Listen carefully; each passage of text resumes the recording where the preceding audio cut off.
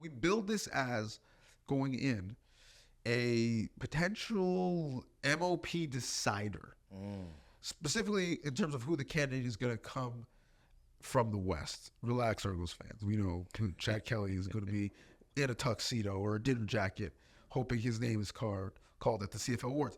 But the candidates were clearly QBs for both sides. Vern Adams Jr. and the incumbent, Zach Caleros. Now, Zach had an INT and 2 fumbles. A win, but didn't play his best football on this stage. The other real part of this equation is Brady Oliveira, who for me was the best player on the field, might be the best player of the last month, so he's closing hard. Do you change at all how you view the M.O.P race based off of this game?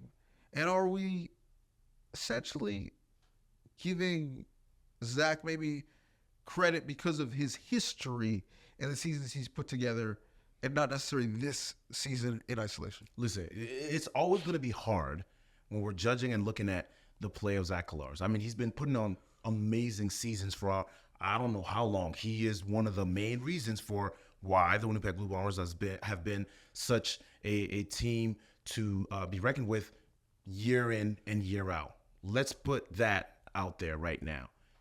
But now, I think it's fair to say that this is not the best Zach that we've seen. It's not the best Zach now. It's even not being the best Zach, is still one of the better quarterbacks in the CFL. Let's make that straight as well. But I don't think that this is the best Zach. And I love the show and the season that Vernon Adams, although he didn't play every single game, that he's put on for the BC Lions, especially after having to replace the great Nathan Rourke, your boy. But I love the conversation, at least this part of the conversation, where we're adding Brady Oliveira. He's 100% entered the chat, DB. He is in this conversation, and I think it's a serious conversation to have because the way that he's been playing, I don't know if he's came out of nowhere or we just weren't paying attention enough because I didn't pick him as a top running back when we did that early on in the year, and he was still having some decent stats. I don't think you did either, but he has been extremely consistent, and more than just consistent, he's been improving. And even playing at such a high level, he's been improving and helping his team week in and week out. And the best thing about this kid, Brady, is not just what he does off the field, which I love, but this man on the field, he hasn't missed a beat. I don't think he's missed a game all season. And so the fact that he is so available and consistent, to me, that's a conversation to be had. He is 100% in the chat.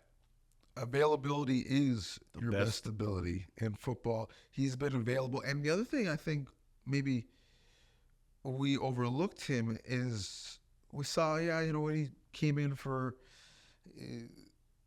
the starting reps and spots, he was pretty good. And, he took over the job full-time last year, got off to a slow start. We weren't really running the ball the same way. By the end of the year, it got better.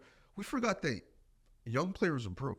That's right. That they aren't the same player over time, especially if you have the benefit of health and you stay on the field, you're going to get better internally, and that's the keys with Brady. Now he's improved so much that he is one of the best in the league and certainly in the M.O.P conversation.